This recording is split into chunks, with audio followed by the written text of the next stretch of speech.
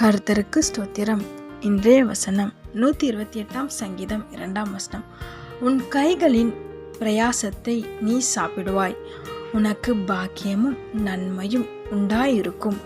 128 சங்கீதம் 2 வசனம். உன் கைகளின் பிரயாசத்தை நீ சாப்பிடுவாய், உனக்கு பாக்கியமும் நன்மையும் உண்டாயிருக்கும்.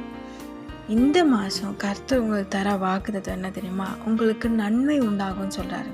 ஆமென். உங்களை பார்த்து தான் சொல்கிறாரு. நீங்கள் நினைக்கிறீங்க வருஷம் தொடங்கி 4 மாதம் போயிடுச்சு, இன்னும் எதுவுமே வாழ்க்கையில் மாற்றம் இல்லையே, எதுவுமே ஆசீர்வாதம் இல்லையே, எந்த வாக்குத்தத்தமும் நிறைவேறலையேன்னு சொல்லி கலங்கி இருக்கிறீங்களே, உங்களை பார்த்து தான் சொல்கிறாரு, உனக்கு நன்மை உண்டாகும். நீ உன் கையின் பிரயாசத்தை சாப்பிடுவாய், நீ கையிட்டு செய்கிற எல்லா வேலையும் ஆசீர்வதிப்பேன்னு சொல்கிறாரு. உங்களுக்கு நன்மை உண்டாகும்னு சொல்கிறாரு. ஆமென்.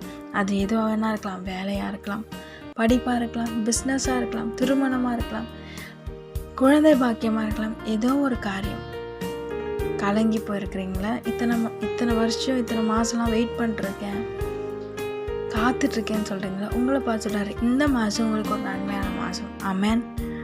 விசுவாசிக்கிறீங்களா? கர்த்தர் உங்களை ஆசீர்வதிக்க போகிறார். இந்த மாதம் வாக்குத்தத்தமாக உங்களுக்கு கொடுக்குறார், நன்மை உண்டாயிருக்கும்னு சொல்லி. பயப்படாதீங்க, கலங்காதீங்க. கர்த்தர் உங்களோடு இருந்து பெரிய காரியங்களை செய்து உங்களை ஆசீர்வதிப்பார். தொடர்ந்து ஜெபம் பண்ணுங்கள். ஆமென்.